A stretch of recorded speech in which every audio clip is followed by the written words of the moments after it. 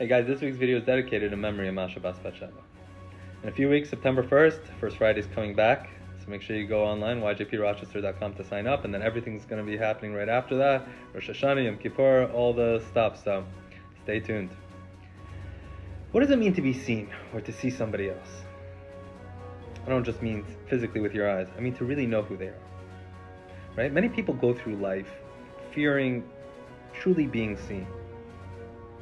They're afraid to make themselves vulnerable enough to have that true intimate relationship. For multiple reasons. Some people do it as a way to protect themselves. Maybe they've had experience with being hurt in the past, and they figure the less vulnerable I make myself, the less you can hurt me.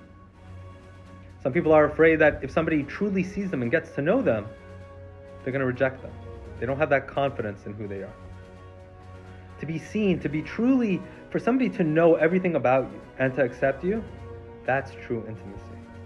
You know, the expression love is blind, it's a misnomer. Love is not blind.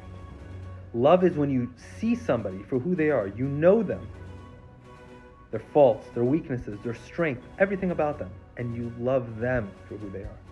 Not that you ignore, you're blind to everything about them. You're blind to all their weaknesses. That's not love. True intimacy is when two people are really vulnerable with each other. That's why in the Torah, the expression for physical intimacy is yada, to know. Because to know somebody, that means to see them for who they really are. That's when you can have that true relationship. This week's Torah portion is called Parsha Re'eh, to see. And Moshe is telling the Jewish people, Re'eh, see before you the blessings and the curses, depending on how you behave. What is this emphasis on see? Everybody knows the difference between a blessing and a curse. It's not rocket science. What Moshe is telling the Jewish people is see, truly see. Know the context. Two people could see the same thing happening in front of them. One person knows the context, the other person doesn't. Changes the whole perspective. To take an extreme example, imagine somebody who's never heard of the concept of surgery. Bear with me, I know it's an extreme example.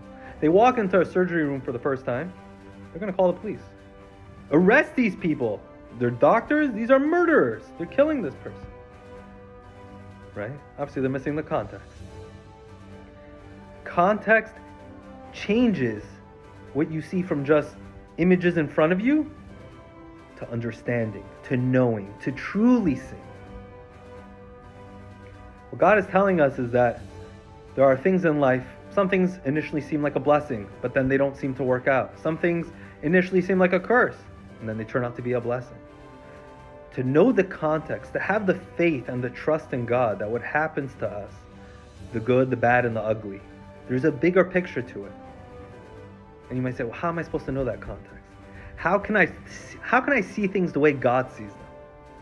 You know, a few weeks ago we had in Parsha Balak, we had Bilam, the wicked Gentile prophet, who wanted to curse the Jewish people. And when he opened his mouth, blessings came out. Why? What happened? He had a moment of clarity. He had a moment when he opened his mouth to curse the Jewish people, he saw the Jewish people the way God sees the Jewish people. And therefore only blessings came out. Now, it was only a moment of clarity, and then he went back to who he really was. We have moments of clarity when we see something. But in order to keep that going, that takes conscious effort. To see things the way God sees things, to see the world the way God sees the world, is not a simple matter. But the more effort we put in to connecting with God, to studying, to seeing the world around us, try to see it through a different perspective, the more likely we are to see things a little different, to get to know the world around us, and to see it for what it really is. And then, my friends, then we will have a relationship with God that is truly, truly real. Shabbat Shalom.